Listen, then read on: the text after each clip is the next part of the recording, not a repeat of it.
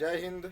मैं अजय कुमार। आज के इस क्लास में हम आप कक्षा 10 विज्ञान विषय 2024 जिसका संकेतांक 824 IJ है का कंप्लीट सॉल्यूशन देखेंगे। जैसा कि आपको पता है कि आपका यह पेपर कुल दो खंड आ तथा खंड बा में विभाजित है, जिसमें खंड आ से बहुविकल्पी प्रश्न और खंड ब से वर्णनात्मक प्रश्न दिए गए हैं और खंड आ तथा खंड ब अपने कुल 3 उपभाग में विभाजित हैं, जिसमें मुख्य रूप से उपभाग 1 जिसमें भौतिक विज्ञान, उपभाग 2 जिसमें रसायन विज्ञान तथा उपभाग 3 जिसमें जीव विज्ञान से संबंधित प्रश्न दिए गए हैं। तो आज की इस क्लास में हम आप खंड आ यानी कि बहुविकल्पी प्रश्नों के उपभाग 2 व उपभाग 2 यानी कि रसायन विज्ञान, उपभाग 3 यानी कि जीव विज्ञान से संबंधित बहुविकल्पी प्रश्नों को सॉल्व करेंगे। तो चलिए देखिए, आज का प्रश्न पत्र 2024 विज्ञान विषय का है। इसमें खंड आ बहुविकल्पी प्रश्न का उपभाग 2 जिसमें रसायन विज्ञान से बहुविकल्पी प्रश्न पूछे गए हैं।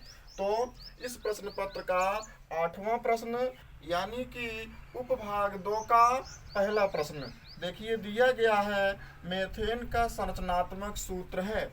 इसमें जो है ऑप्शन दिए गए हैं, option A, option B, option C और ऑप्शन डी। इस प्रकार 4 ऑप्शन दिए गए हैं। यहाँ पर जो है मेथेन का संरचनात्मक सूत्र पूछा है। तो आपको पता है, देखिए इस पहले वाले ऑप्शन में 2 कार्बन है, एक कार्बन से यहाँ पर 3 हाइड्रोजन और एक कार्बन से 3 हाइड्रोजन। कहने का मतलब अगर इसको देखा जाए तो C2H6 होगा। अगर इसको देखें तो यहाँ पर देखिए C2H6 है, तो C2H6 है। तो यानी कि आपको जो है एल्क नेम पता है, सभी एल्केनों के नाम पता हैं। तो सभी एल्केनों में आप जो है पाते हैं methane, ethane, propane, butane, pentane, hexane, heptane, octane, non dec, undec, dodec. तो आपको पता है कि जो मेथेन होता है वह मेथेन जो है 1 कार्बन और 4 हाइड्रोजन से होता है। भाई सबसे पहले एल्केनों में तो मेथेन ही आता है, यानी कि CH4 होना चाहिए, लेकिन इस पहले वाले ऑप्शन में C2H6 दिया है। इस प्रकार पहला ऑप्शन सही नहीं है। दूसरा भी देखिए CH4 दिया गया, 1 कार्बन से 4 हाइड्रोजन लगे हैं। और आपको पता है सभी एल्केन, अभी आपको बताया गया कि सभी एल्केन में मेथेन जो है 1 कार्बन और 4 हाइड्रोजन वाली होती है। Methane, ethane, propane, butane, pentane, hexane, heptane, octane, non dec, undec, dodec. तो मेथेन का जो संरचनात्मक सूत्र है वह आपको मिल गया, यानी कि CH4, 1 कार्बन और 4 हाइड्रोजन। तो इस प्रश्न का सही आंसर जो है आपका ऑप्शन बी होगा। इस ऑप्शन सी में देखिए CH2 डबल बॉन्ड CH2 है, यानी कि C इसको ऐसे लिख सकते हैं CH2 डबल बॉन्ड CH2। अब इसमें देखिए इसको हम जो है कुल मिलाकर के ये भी कह सकते हैं C2H4। अब देखिए यहाँ पर जो है C2H4 है, लेकिन 2 हाइड्रोजन की कमी है। अगर यहाँ पर C2H6 होता तब तो ये जो है एथेन होता, और यहाँ पर C2H4 है, यानी कि 2 हाइड्रोजन की कमी है। यानी कि यहाँ पर फार्मूला जो लगा है वह है CnH2n, यानी कि n इक्वल टू यहाँ पर कार्बन परमाणु की संख्या है। तो यहाँ पर रख सकते हैं C2H2 × 2, तो हो जाएगा C2H4। यह फार्मूला जो है एथीन का है डबल बॉन्ड के लिए, यानी कि ये जो है एथीन है। अब इसी तरह से ऑप्शन डी में देखेंगे तो यहाँ पर है, तो इसका मतलब होगा CH ट्रिपल बॉन्ड CH। इसको और भी लिख सकते हैं C2H2। अब देखिए यहाँ पर जो है 2 हाइड्रोजन है, यहाँ पर जो है 2 हाइड्रोजन है, और यहाँ पर देखेंगे फार्मूला है CnH2n-2, जहाँ पर n इक्वल टू कार्बन परमाणु की संख्या। तो हो जाएगा C2H2 × 2 तो हो जाएगा C2H2 यहाँ पर। यानी कि ये फार्मूला जो है ट्रिपल बॉन्ड के लिए है एथाइन हो जाएगा। यहाँ पर जो है एथाइन है। कहने का मतलब है यह जो है C2H6 है, एथेन है। यह जो है C2H4 है, यानी कि एथीन है। यह जो है C2H2 है, यानी कि एथाइन है। अब जो है जो ऑप्शन बी है, ऑप्शन बी देखेंगे CH4 है, अर्थात मेथेन यह आपका है। और मेथेन का फार्मूला जो होता है वह CH4 होता है, अर्थात यह मेथेन की संरचना सूत्र है। तो यहाँ पर जो है ऑप्शन बी सही है। अब चलिए अगले प्रश्न पर चलते हैं। तो अगला प्रश्न आपका 9वां है, यानी कि पूरे प्रश्न पत्र का 9वां प्रश्न, उपभाग 2 का दूसरा प्रश्न, यानी कि रसायन विज्ञान बहुविकल्पी का दूसरा प्रश्न दिया है। निम्नलिखित में समजाति श्रेणी है, समजाति श्रेणी है। इसमें पहला ऑप्शन दिया है C2H4 और जो है CH4। ऑप्शन बी दिया है CH4 C2H6। ऑप्शन सी दिया है C2H6 CH3OH। और ऑप्शन डी है C2H4 C2H2। अब इसमें जो है समजाति श्रेणी बताना है कि किस जो है कौन सी श्रेणी जो है समजाति है। तो इसमें ऑप्शन जो ए दिया है, इसमें C2H4 और CH4 दिए गए हैं। देखिए यहाँ पर जो CH4 है तो मेथेन है आपका, एक कार्बन 4 हाइड्रोजन से शुरू होता है। और जो है अगर एथेन होता यहाँ पर तब इसकी समजाति श्रेणी होता। एथेन होता, प्रोपेन होता, ब्यूटेन होता, पेंटेन होता, हेक्सेन होता, हेप्टेन होता, ऑक्टेन होता, नोन होता, डेक होता, अनडेक होता, इसमें से डॉडेक होता, इसमें से कुछ भी होता तो इसकी समजाति श्रेणी होती। लेकिन यहाँ पर देखिए आपको पता है कि एक कार्बन और 4 हाइड्रोजन के साथ मेथेन आता है, 2 कार्बन और जो है 6 हाइड्रोजन के साथ एथेन आता है। इस प्रकार एक एक कार्बन और 2-2 हाइड्रोजन बढ़ते जाते हैं और एल्केन का नाम बदलता जाता है। तो यहाँ पर जो है देख रहे हैं कि यहाँ पर 2 कार्बन तो हैं लेकिन हाइड्रोजन कम है। तो इस प्रकार जो है यहाँ पर अगर देखा जाए तो एक एल्केन जो होता है, उस एल्केन में जो एथेन है, एथेन में 2 कार्बन होते हैं लेकिन हाइड्रोजन 6 होते हैं। 2 कार्बन यानी कि C सिंगल बॉन्ड C और हाइड्रोजन 6 देखेंगे तो क्या मिलेगा, इस तरह से ऐसे जो है एक कार्बन से 3 हाइड्रोजन और दूसरे कार्बन से 3 हाइड्रोजन इस तरह से लगे होते हैं, इस तरह से लगे होते हैं। तो आपको एक फार्मूला पता है, एल्केन का सूत्र, एल्कीन का सूत्र और एल्काइन का सूत्र। यहाँ पर देखिए एल्कीन का सूत्र है, यहाँ पर देखेंगे एल्कीन का जो सूत्र होता है वह CnH2n होता है, जहाँ पर n इक्वल टू कार्बन परमाणु की संख्या है। अगर जो है यहाँ पर हम जो है n के स्थान पर 2 कार्बन रखें तो हो जाएगा C2 और H 2 × 2 यानी कि C2H4, अर्थात यह आपका जो है एथीन है। एथीन है अर्थात एथेन नहीं है। एथेन होता तो इसकी समजाति श्रेणी होता। तो इस प्रकार यह पहला ऑप्शन जो है रॉन्ग है। अब दूसरे ऑप्शन को देखें, ऑप्शन बी CH4 C2H6। अब इसमें देखिए CH4 एक मेथेन है और C2H6 एक एथेन है, यानी कि इस 9वें प्रश्न का जो है ऑप्शन बी सही है, यह इसका जो है राइट आंसर है। और ऑप्शन सी में देखेंगे तो C2H6 है, ये तो एथेन है, और CH3OH अर्थात मेथेनॉल है, यहाँ पर समजाति श्रेणी नहीं है। C2H4 में देखें तो ये तो एथीन हो गया, और C2H2 में देखें एथाइन हो गया, C2H2 में देखें तो एथाइन हो गया। इसके लिए फार्मूला CnH2n लगता है और इसके लिए फार्मूला जो होता है CnH2n-2 होता है। तो एथाइन हो गया, एथीन हो गया, ये जो है एथीन हो गया और यह जो है एथाइन हो गया। इस प्रकार ये भी समजाति श्रेणी नहीं है। ये जो है यहाँ पर जो है एथेन है, ये जो है मेथेनॉल है, ये भी समजाति श्रेणी नहीं हुआ। और यहाँ पर C2H4 एथीन है, CH4 जो है मेथेन है, ये भी समजाति श्रेणी नहीं हुई। लेकिन यहाँ पर देखिए CH4 मेथेन है और C2H6 जो है एथेन है, यानी कि ये दोनों जो है एक दूसरे की समजाति श्रेणी हैं। अब चलिए अगला प्रश्न देखें।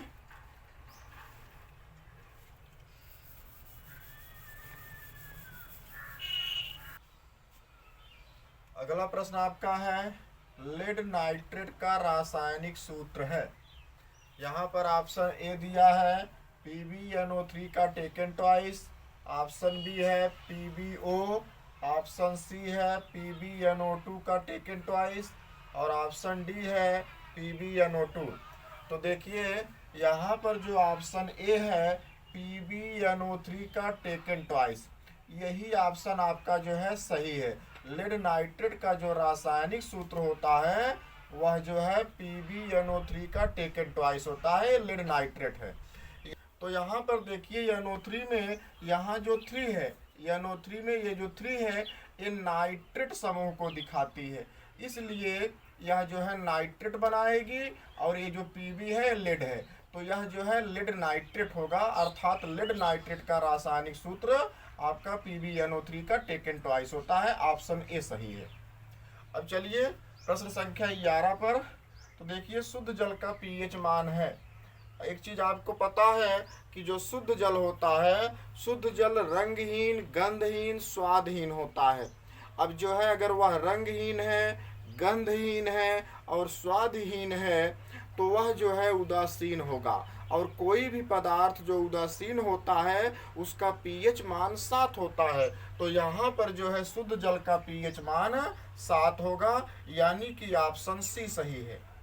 अब चलिए प्रश्न संख्या 12 पर। एंटीमनी है। अब देखिए इसमें ऑप्शन ए है धातु, ऑप्शन बी अधातु, ऑप्शन सी उपधातु और ऑप्शन डी मिश्र धातु दिया है। तो देखिए जो एंटीमनी है ये पी ब्लॉक के 15वें ग्रुप में पाई जाती है, और जो है इसकी स्ट्रक्चर जो होती है वह रेम्बोहेड्रल होती है। इसका जो एटॉमिक नंबर यानी कि परमाणु क्रमांक जो है वह 51 होता है, 51 होता है। और इसका जब इलेक्ट्रॉनिक कॉन्फ़िगरेशन अर्थात इलेक्ट्रॉनिक विन्यास किया जाता है तो इसके अंतिम इलेक्ट्रॉन जो है पी ब्लॉक में भरे जाते हैं, अर्थात अंतिम उपकोष में 3 इलेक्ट्रॉन आते हैं। इसके अंतिम इलेक्ट्रॉन जो होते हैं 4d10, 5s2 और 5p3 में भरे जाते हैं, अर्थात अंतिम इलेक्ट्रॉन जो पी उपकोष में भरा जाता है। इस प्रकार इसके अंतिम उपकोष में 3 इलेक्ट्रॉन होते हैं।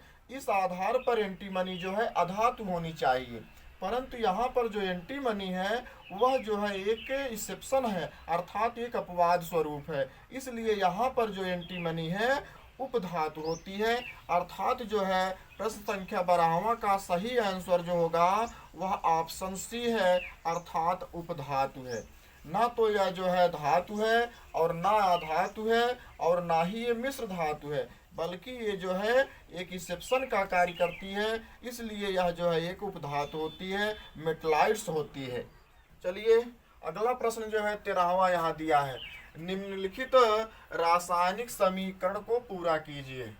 इसमें एक रासायनिक समीकरण दिया है CH3COOH plus C2H5 presence of sulphuric acid दिया, प्रेजेंस ऑफ H2SO4 यानी कि कॉन्सनट्रेट जो है सल्फ्यूरिक एसिड है, और यहाँ पर जो है प्रोडक्ट के रूप में यहाँ पर प्रोडक्ट अननोन है, गायब है, और एक प्रोडक्ट जो है जल बन रहा है। अब इसी को पूरा करना है। समीकरण में यहाँ पर क्या होगा यह चीज जो है इसमें दिया है। ऑप्शन ए है CH3OH, ऑप्शन बी है C2H5OH, option C CH3COO C2H5 और ऑप्शन डी CH3CH2COOH है।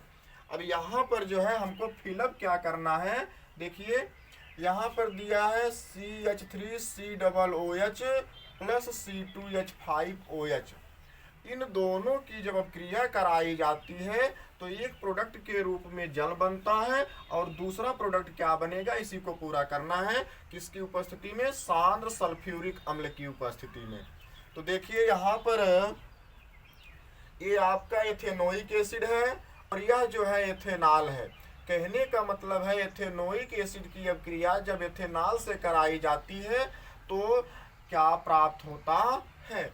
देखिए यहाँ पर कि जब जो है CH3COOH और C2H5OH की अब क्रिया कराई जाती है, यहाँ पर सबसे पहले जो COOH है और यहाँ पर जो है जो OH है, ये दोनों अलग हो जाते हैं, टूट जाते हैं,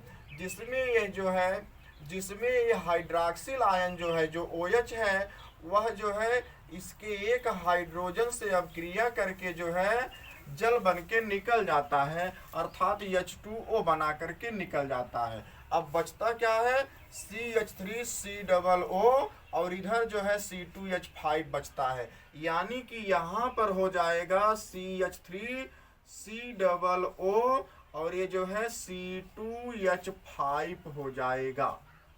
अब जो है ऑप्शन देखिए, यहाँ पर ऑप्शन इस आधार से ऑप्शन जो है सी सही है, CH3COO C2H5। इस आधार से यह मेथिल प्रोपेनोएट बन जाएगा। यहाँ पर देखिए ओएट समूह है, जो COO है ये एक एस्टर है। यह एस्टर समूह जो है अधिक कार्बन परमाणु वाले एल्केन के साथ लगती है। तो यहाँ पर जो है अधिक कार्बन परमाणु वाले एल्केन के साथ जब लगेगी तो यहाँ पर 2 कार्बन है मेथ एथ और 1 कार्बन इसका प्रोप हो गया, ये इसके साथ जो है प्रोपेनोएट हो जाएगी और यह संरचना इतना अलग हो जाएगा, तो ये हो जाएगी मेथिल प्रोपेनोएट और जल बन जाता है। इस आधार पर जब जो है CH3COOH यानी कि एथेनोइक एसिड की क्रिया एथेनॉल से कराई जाती है, किसकी उपस्थिति में, शांत सल्फ्यूरिक अम्ल की उपस्थिति में, तो जो है मेथिल प्रोपेनोएट और जल बनता है। इस आधार पर जो है 13वें प्रश्न का आंसर जो है वह ऑप्शन सी सही है, CH3COO C2H5। इस तरह से खंड आ का उपभाग 2 यानी कि रसायन विज्ञान का बहुविकल्पी प्रश्न को हम आप सॉल्व कर लिए। अब चलिए चलते हैं खंड आ का उपभाग 3 यानी कि जीव विज्ञान के प्रश्नों को सॉल्व करते हैं। तो चलिए देखिए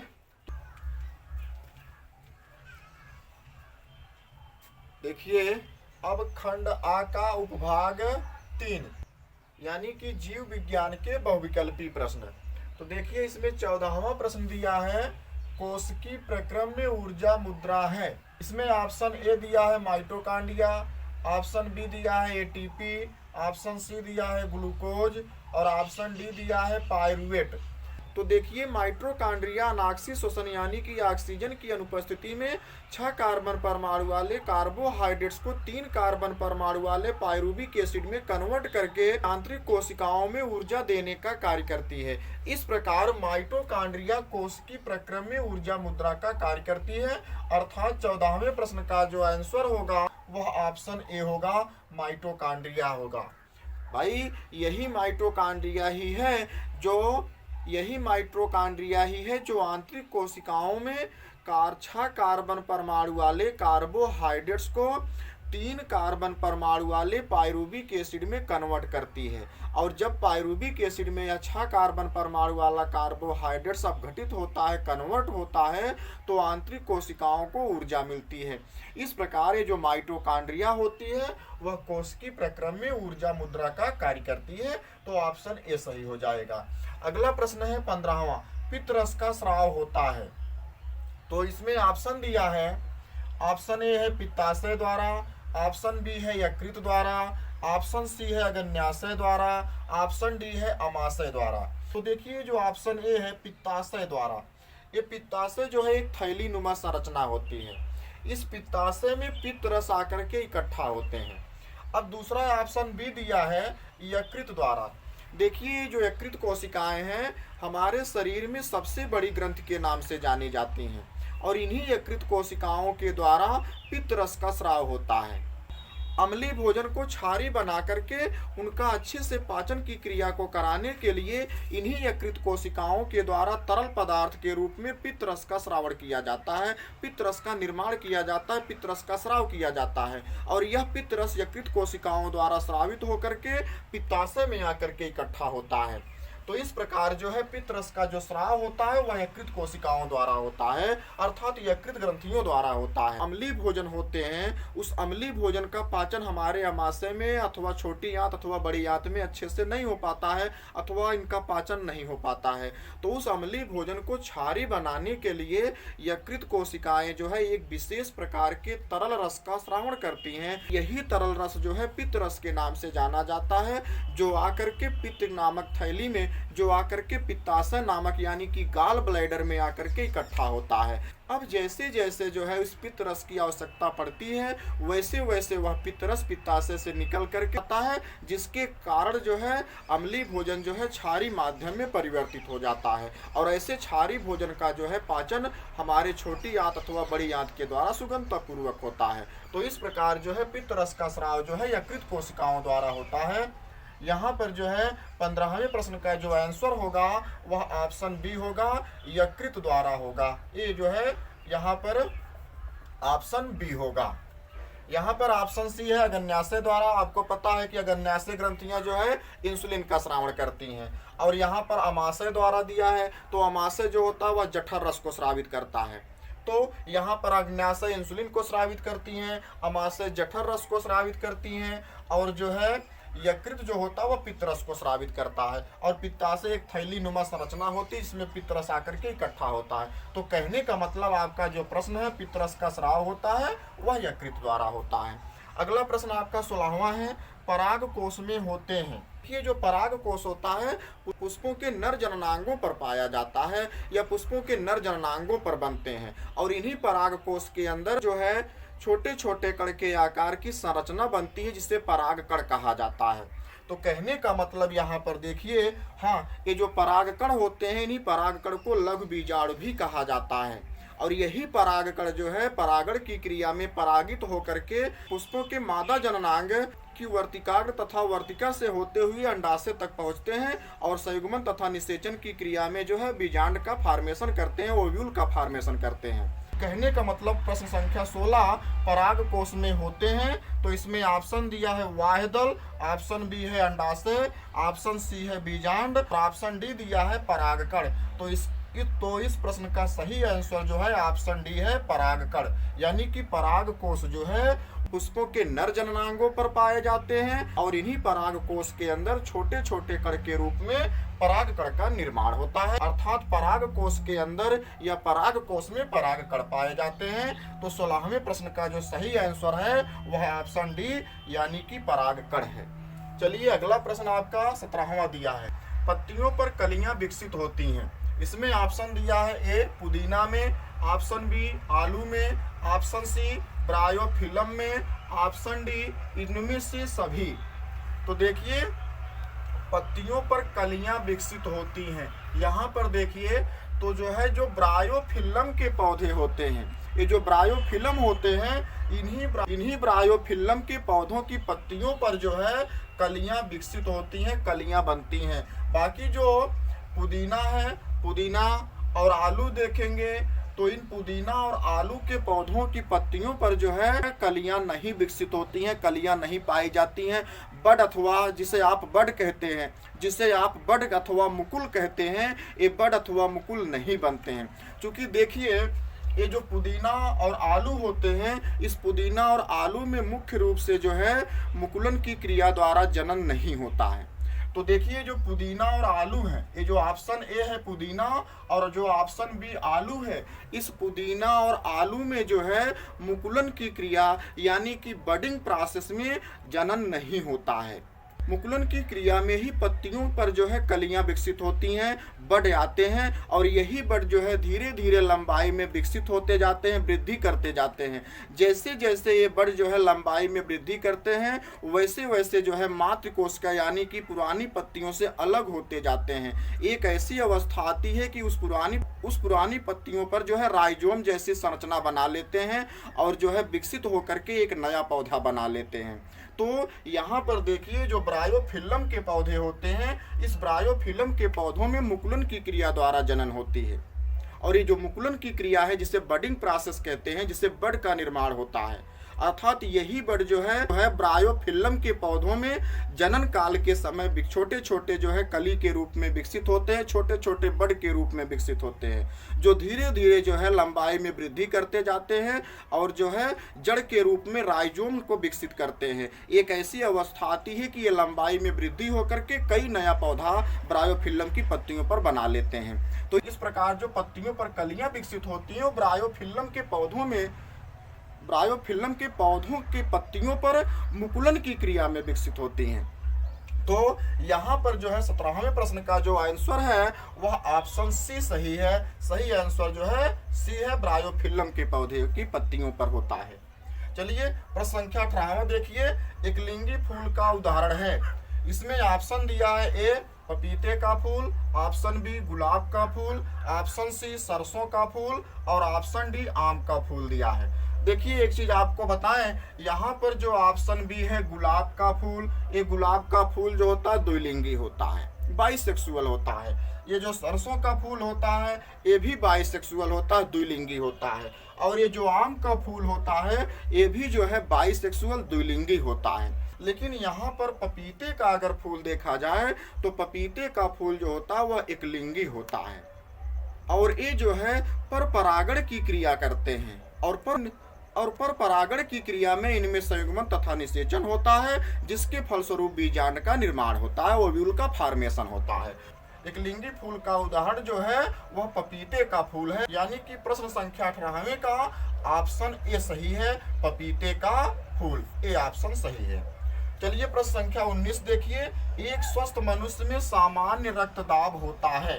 ये जो 70 किलोग्राम का व्यक्ति होता है उसको एक स्वस्थ व्यक्ति माना जाता है। तो ऐसे स्वस्थ व्यक्तियों में जब इलेक्ट्रोकार्डियोग्राफ के द्वारा जो है उसके जो है रक्तदाब को नापा जाता है, उसके बीपी का जो मापन होता है वह 120/80 होता है, यानी कि 120/80 होता है। तो इसमें जो ऑप्शन है वह ऑप्शन बी सही है, 120/80 होता है। यहाँ पर ऑप्शन ए गलत है, ऑप्शन सी और ऑप्शन डी तीनों गलत हैं और ऑप्शन बी जो होता है 120/80 होता है। चलिए इसी भाग 3 में एक प्रश्न आपका और शेष बचा है, चलिए उसको भी देख लेते हैं, जो 20वां प्रश्न है, अंतिम प्रश्न है। चलिए उसको देखें।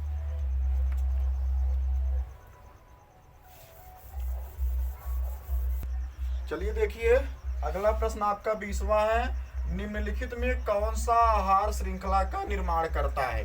इसमें ऑप्शन दिया है, ऑप्शन ए है घास गेहूं और आम, ऑप्शन बी है घास बकरी और मानव, ऑप्शन सी है बकरी गाय और हाथी, ऑप्शन डी दिया है घास मछली और बकरी। देखिए इसमें ऑप्शन जो ए है घास गेहूं और आम, यहाँ पर आपसे पूछा है कि कौन सा आहार श्रृंखला का निर्माण करता है। तो देखिए आहार श्रृंखला में जो होता है, आहार श्रृंखला में उत्पादक और उपभोक्ता तथा अपघटक आते हैं। तो यहाँ पर अगर देखा जाए ऑप्शन ए में तो घास भी एक उत्पादक है, गेहूं भी उत्पादक है और आम भी उत्पादक है। यहाँ कहने का मतलब ये तीनों समान है, यहाँ पर आहार श्रृंखला नहीं बनेगी। आहार श्रृंखला उस जगह बनती है जहाँ उत्पादक, उपभोक्ता तथा अपघटक हों, अथवा अपघटक नहीं भी होंगे लेकिन उत्पादक और उपभोक्ता होने चाहिए, जिसमें प्राथमिक, द्वितीयक व तृतीयक उपभोक्ता हों, वहाँ पर आहार श्रृंखलाएं बनती हैं। तो यहाँ पर जो है ऑप्शन ए में घास भी उत्पादक है, गेहूं भी उत्पादक है और आम भी उत्पादक है, तो यहाँ पर आहार श्रृंखला नहीं है। ऑप्शन बी देखिए घास बकरी और मानव, यहाँ पर देखिए घास जो है यह क्या है, उत्पादक है, और बकरी जो है इस उत्पादक का उपभोग करने वाली है, अर्थात उपभोक्ता है। और मानव को देखेंगे तो मानव भी एक उपभोक्ता है। अब यहाँ पर देखिए इस घास को बकरी खाती है और इस बकरी को मानव खाता है। यहाँ पर देखा जाए तो घास उत्पादक और बकरी जो है प्राथमिक उपभोक्ता और मानव जो है द्वितीयक उपभोक्ता में आएगा। घास को बकरी खाती है, बकरी को मानव खाता है, यहाँ पर आहार श्रृंखला बन रही है। अर्थात इस 20वें प्रश्न का जो सही आंसर है वह ऑप्शन बी है, घास बकरी और मानव। अब इस अगर ऑप्शन सी को देखें तो बकरी गाय और हाथी, बकरी भी देखेंगे यहाँ पर जो है उपभोक्ता है और गाय भी उपभोक्ता है और हाथी भी उपभोक्ता है, यहाँ कोई उत्पादक नहीं है। और ऑप्शन डी में देखेंगे तो घास मछली और बकरी है, यहाँ पर देखिए घास तो उत्पादक है और मछली जो है उपभोक्ता है और यहाँ पर बकरी भी उपभोक्ता है। लेकिन समस्या यहाँ पर है कि घास को जो है मछली नहीं खाएगी और मछली को बकरी नहीं खाएगी, तो यहाँ पर आहार श्रृंखला नहीं बनेगा। लेकिन ऑप्शन बी में देखिए, घास को बकरी खाती है, बकरी को मानव खाता है, तो यहाँ पर आहार श्रृंखला बन रहा है। तो इस प्रश्न संख्या 20 का सही आंसर जो है वह ऑप्शन बी है, यानी कि घास, बकरी और मानव है। तो इस प्रकार खंड आ का उपभाग 2 और उपभाग 3 दोनों का सॉल्यूशन आपको मिल चुका। अब जो है कल की क्लास में हमें आप खंड बा यानी कि वर्णनात्मक प्रश्नों के उपभाग 2 और उपभाग 3 के सॉल्यूशन को देखेंगे। धन्यवाद। ठीक।